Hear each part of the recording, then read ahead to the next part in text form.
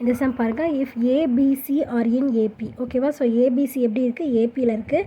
Then A square minus B square divided by B square minus C square என்ன அப்படின்னு சொல்லிட்டு கேட்டிருக்காங்க, ஓகேவா. ஸோ அப்போ இது ஏபி அப்படின்னு நம்ம எப்படி எழுதிக்கலாம், T2 minus T1 is equal to T3 minus T2. அப்போ அப்படி எழுதுகிறப்போ B minus A is equal to C minus B அப்படின்னு கிடைக்குதா, ஓகேவா. இப்போ நெக்ஸ்ட் என்ன பண்ணுறோம் அப்படின்னா ஃபார்முலா படி இதை வந்துட்டு ஃபார்முலாவில் வந்து விரிச்சு எழுதுகிறோம், ஓகேவா. ஸோ அப்படி எழுதுகிறப்ப நம்மளுக்கு எப்படி கிடைக்கும், A plus B into A minus B divided by B plus C into B minus C அப்படின்னு சொல்லிட்டு கிடைக்குமா, ஓகேவா. ஸோ இந்த ஸ்டெப்புக்கு அப்புறம் இப்போ இது பாருங்களேன், B minus A is equal to C minus B. இங்கே A plus B இருக்குது, A minus B இருக்குது. அப்போ நம்ம A minus B மாதிரி இதை மாற்றணும் அப்படின்னா மைனஸால் மல்டிப்ளை பண்ணிக்கலாமா ரெண்டுத்துக்கும்.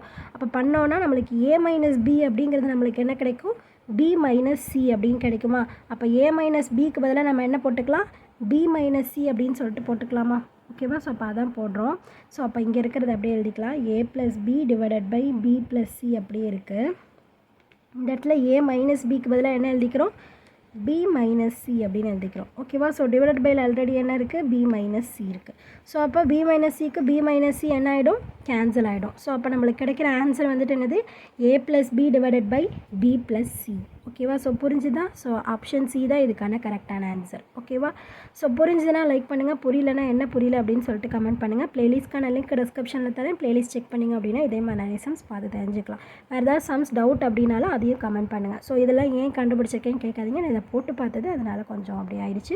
ஸோ நம்மளுக்கு என்னது இதோடையே போதும், ஓகேவா. ஸோ B minus A இருக்குது, A minus B இருக்குது.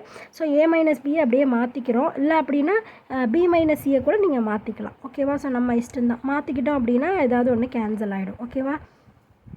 இது வந்துட்டு மைனஸில் மட்டும்தான் கேன்சல் ஆகுமானா, ஆமாம் மைனஸில் மட்டும்தான் ஆகும், ப்ளஸில் வந்துட்டு ஆகாது. ஏன்னா ஃபார்முலா படி அப்படிங்கிறப்ப நம்மளுக்கு ப்ளஸ்ஸே வராது, மைனஸ் மட்டும்தான் வரும், ஓகேவா. தேங்க்யூ.